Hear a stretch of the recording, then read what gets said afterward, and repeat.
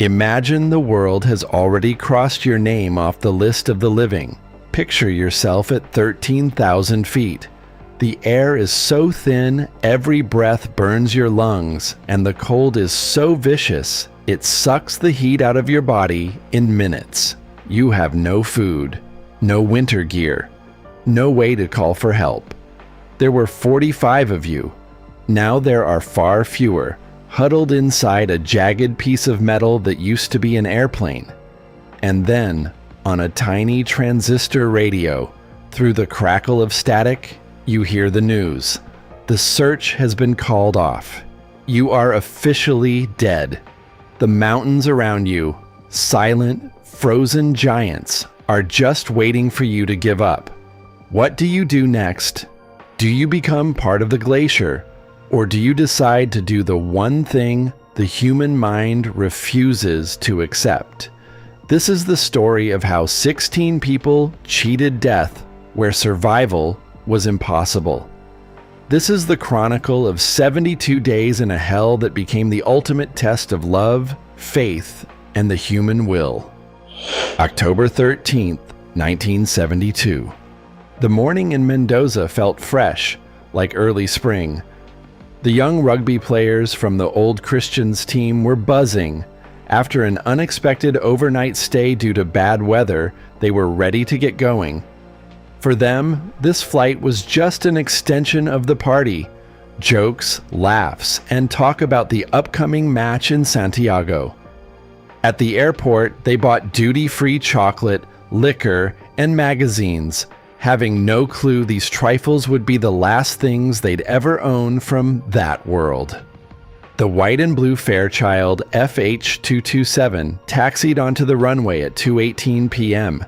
The cabin was chaos. Guys were swapping seats, playing cards, and teasing the ones who were nervous about flying. Nando Parrado sat by the window, admiring the massive wall of the Andes as it pulled closer. He was 22 years old, full of life, and had no idea that in 40 minutes, those mountains would stop being scenery and become his personal hell. In the cockpit, things were different. The veteran Colonel Ferradas was training his young co-pilot, La Guerrera. Because of a thick cloud layer, they were flying blind, relying entirely on radio beacons and a stopwatch. A fatal math error made them believe they had already crossed the ridge. At 3:21 p.m., they began their descent. "Fasten your seatbelts, we're hitting some turbulence," the pilot's voice crackled. The plane suddenly dropped a few times. The guys cheered like they were at a stadium. But when the Fairchild punched through the clouds, the cheering stopped. Right in front of the nose was a wall of black rock. The pilots slammed the throttles to full power. The engines roared, but it was too late. The right wing clipped a peak and tore off, taking the tail with it. A split second later, the left wing vanished in another collision. The stump of the fuselage, looking like a giant bullet, slammed onto a sloped glacier and rocketed down at incredible speed until it buried itself in a snowbank. October 14th to 20th, 1972. When the movement finally stopped, the silence was deafening. The first thing the survivors felt was the smell of jet fuel and the stinging cold rushing in through the jagged hole where the tail used to be. People were scattered among twisted seats that had been ripped from the floor and smashed into the front bulkhead. Roberto Canessa, who was only 19, a medical student, was one of the few who wasn't seriously hurt. He started crawling through the wreckage, stepping over debris. The moans of the injured mixed with the whistling wind. Out of 45 people, 12 died on impact, including Nando Parrado's mother. Nando himself was unconscious with a skull fracture. They thought he was dead and left him near the entrance, where the ice actually saved his life by keeping his brain from swelling. The first night was a brutal endurance test. No windows, no heat, at 11,800 feet, used scraps of wall panels and suitcases to plug the hole in the back, but the wind still cut through. They huddled together in a pile, warming each other with their breath. By morning, 5 more had died. October 15th to 17th. They lived on hope. 3 times, planes flew overhead. The survivors ran out into the snow, screaming until they were hoarse and waving colored scarves. They thought there was no way they wouldn't be seen. No, for pilots at 16,000 feet, the white fuselage of the plane blended perfectly into the endless glacier. During these days, Nando's sister Susie passed away. Her death turned his grief into a cold, iron resolve. He was 22, and he had lost almost his entire family in 3 days. October 21st to 28th, 1972. On the 10th day, Roy Harley managed to fix the radio. The whole camp went dead silent as a broadcaster's voice crackled through. But instead of words of hope, they heard a death sentence. The search for the Uruguayan plane has been officially called off. The world had given up on them. The news crushed the morale of many, but not the leaders. Around this time, a problem emerged that could no longer be ignored. Hunger. They had a few boxes of crackers and tins of seafood for 28 people. Portions were cut to a single teaspoon of food a day. Stomachs cramped in pain. People started chewing on suitcase leather and the glue from the upholstery, hoping for even a single calorie. October 23rd. The first conversations began about the only source of protein on that lifeless glacier, the bodies of their dead friends. It was an agonizing spiritual battle. Many of them were devout Catholics. They argued for hours. Canessa made a medical argument. Our body is a temple, but once the soul leaves, it's just a resource to save others. They made a pact. Everyone gave permission for their own body to be used if they died. This wasn't cannibalism in the way people usually think of it. This was a holy communion for the sake of life. October 29th to November 14th, 1972. It seemed like the mountains had reached their limit of cruelty, but on October 29th, they struck again. At 11 p.m., while the 27 survivors were sleeping inside the fuselage, an avalanche roared off the peak. A massive wall of snow punched through the cockpit and instantly filled the cabin. Nando Parado woke up unable to move an inch. The snow was packed as hard as concrete. Those who were on top started frantically digging with their bare hands to save those buried underneath. That night, 8 people suffocated under the snow, including the team captain, Marcelo Perez. They spent 3 days trapped. Outside, a blizzard raged, and the fuselage was completely buried. They breathed through a tiny hole poked through the cockpit window. Inside, it was so cramped they couldn't even stretch their legs while sitting on the bodies of their friends. Those 72 hours were the darkest time. The cold, the lack of oxygen, and the realization that the mountains could kill them at any second left no room for illusions. By November 1st, they finally dug their way out, but only 19 were left. November 15th to December 11th, 1972. The days blurred into one endless cycle, melting snow in the sun for water, tending to the injured and preparing for what they called the final expedition.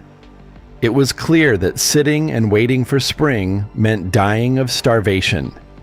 They started training the expeditionaries, Nando Parado, Roberto Canessa, and Antonio Vicentin. They were given double food portions and allowed to sleep more.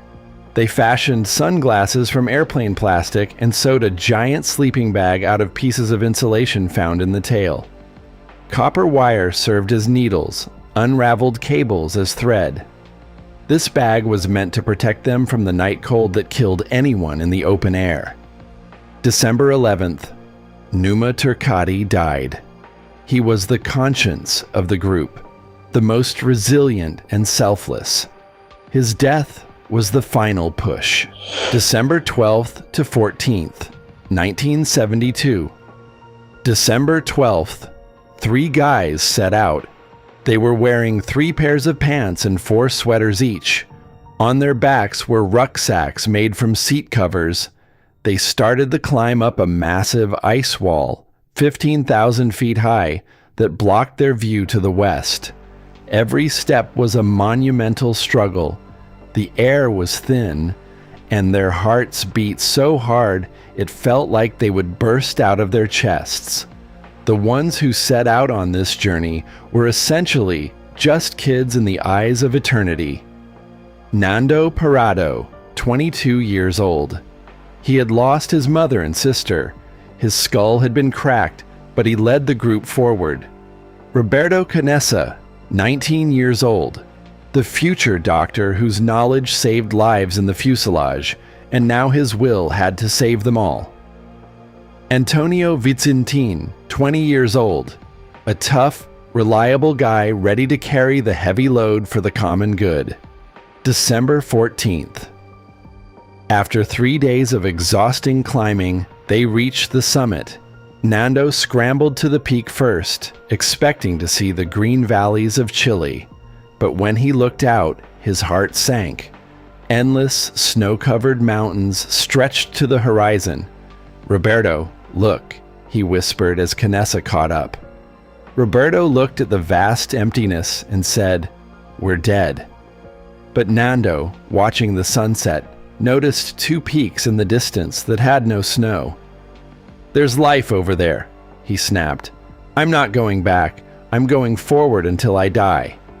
Vicentin gave them his share of the supplies and used a piece of plastic like a sled to slide back to the plane in minutes. A trip that had taken them 3 days to climb. December 15th to 20th, 1972. Now there were 2. 22-year-old Nando and 19-year-old Roberto had been walking for a week. Their bodies had turned into skin-covered skeletons. Roberto came down with dysentery. He could barely stand, but Nando literally dragged him along. With every day, the landscape changed. The snow began to give way to bare rocks, and then to the first scrubby plants. They found a mountain stream and drank water that wasn't ice. On the 9th day of their trek, they saw the first signs of civilization.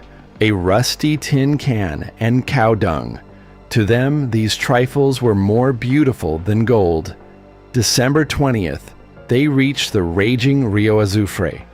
On the other side, Nando suddenly saw a man on a horse. He fell to his knees, waving his arms and screaming with the last of his strength. The man, a shepherd named Sergio Catalan, at first thought they were tourists. But seeing their black faces and rags, he realized something was wrong. He yelled that he'd be back tomorrow and threw a piece of bread across the river. December 21st to 23rd, 1972. December 21st. This was a day of agonizing, almost unbearable suspense. On the banks of the Rio Azufre, 2 living skeletons, Nando and Roberto, sat and stared at the rushing water. They had no idea if the shepherd believed them. They didn't know if he could even get to a phone. But then, Sergio Catalan appeared on the far bank again. He didn't just come back. He brought hope with him. The shepherd tied a piece of paper and a pencil to a rock, wound up, and hurled it across the roaring current. Nando Parado, whose hands were shaking not just from the cold, but from the sheer weight of the moment, picked up the stone. He wrote the note that is now kept under glass as a testament to the human spirit. "I come from a plane that fell in the mountains. I am Uruguayan. We have been walking for 10 days. Back at the plane, there are 14 people left. They are injured. We need to get out of here fast. We have no food.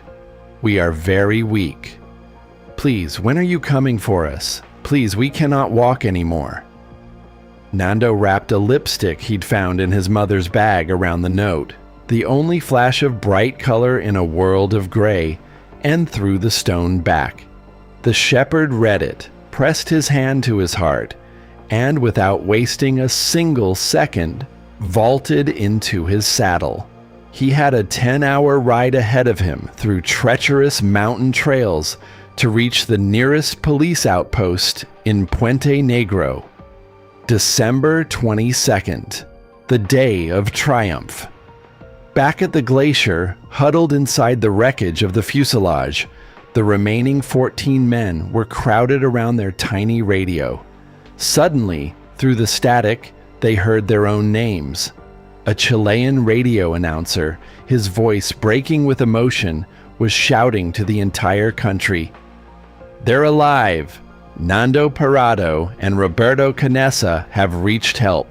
I repeat, they are alive." The guys broke down.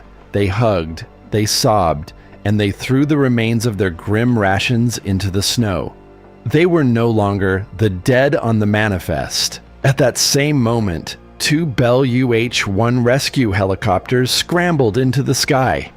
The pilots were skeptical. They had flown over these peaks for 2 months, and they knew the truth. Nobody survives up there. Nando Parado, wearing a fresh jacket provided by the rescuers, sat in the cockpit next to the pilot, pointing the way. When the helicopters crested the final ridge and began their descent toward the glacier, the pilots froze. They didn't see corpses. They saw men jumping, waving rags, and literally glowing with joy against the blinding white of the snow. The landing was a nightmare. Because of the thin air and the screaming wind, the choppers couldn't fully touch down. They hovered, their skids barely brushing the slope. Rescuers and doctors leaped out of the hatches. One of them later recalled, "I expected to see horror, but I saw the eyes of men who had defeated death itself. Because of the weight limit and the altitude, they could only take 6 survivors that first day. The remaining 8 had to spend one last night in the mountains, their 72nd night. But this was a different kind of night. 2 mountain rescuers stayed behind with them. They brought sleeping bags, hot soup, and real food. They sat in the fuselage, the place that had been their tomb for 2 months, and for the first time in a long time, they laughed. December 23rd, the finale. In the morning, the choppers returned for the rest. As the last machine lifted off the glacier, Roy Harley looked out the window at the receding tail section of the Fairchild. Down there, in the eternal snows, they were leaving their friends, their fears, and a piece of their souls. When they touched down in Santiago, thousands of people were waiting. Reporters, doctors, sobbing relatives. The guys were carried out on stretchers because their bodies were on the verge of total collapse, but they were smiling. In the hospital wards, for the first time in 72 days, they saw white sheets, smelled soap, and tasted clean, fresh water. The world called it the miracle in the Andes.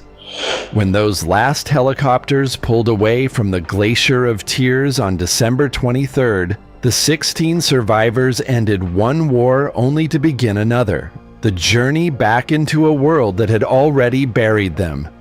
They walked straight into a firestorm of media scrutiny, ethical debates, and the heavy, crushing weight of survivors' guilt. But the real end of this story isn't just that they made it out, it's what they did with the bonus lives they were given.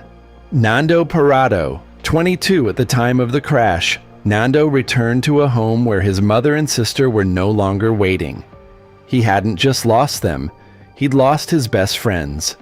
But he refused to let the mountains break him. Nando became a powerhouse businessman in Uruguay. taking over his family's hardware business and turning it into a success. But his true calling became storytelling. Today, he's one of the most sought-after motivational speakers in the world. He teaches CEOs and regular people alike that the real Andes are in our minds. Nando lived life at full throttle. He became a professional race car driver, got married, and raised 2 daughters. His book, Miracle in the Andes, remains the definitive, soul-searching account of the tragedy.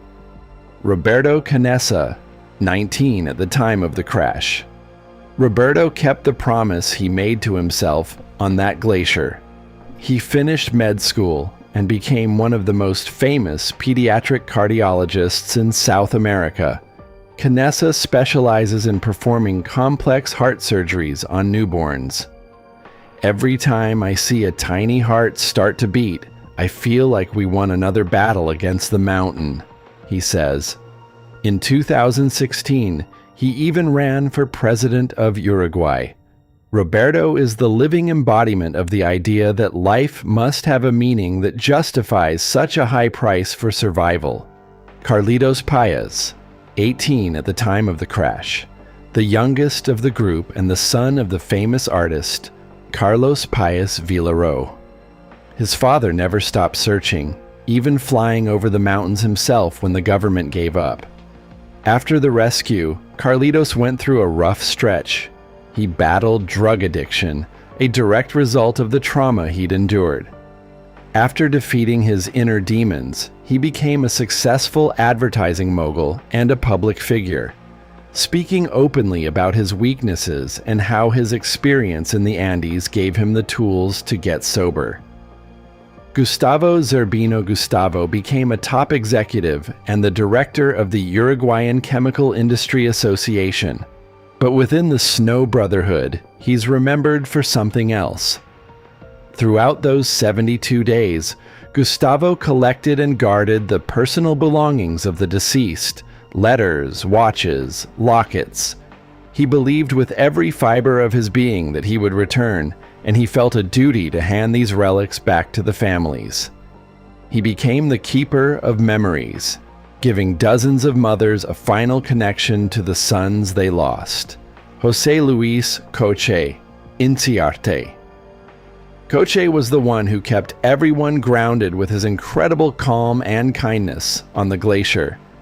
After the rescue, he became a successful agronomist. He lived a long, happy life surrounded by a big family and passed away in 2023, peaceful and loved.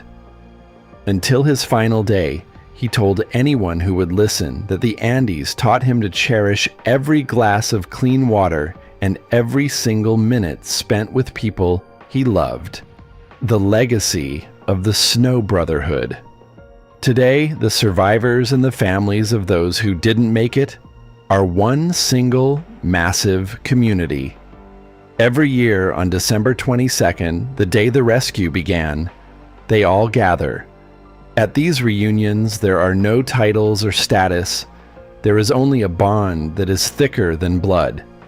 In 2006, 34 years after the crash, the families of both the survivors and the victims placed a black granite monument at the crash site. It bears the names of all 45 people who were on that flight.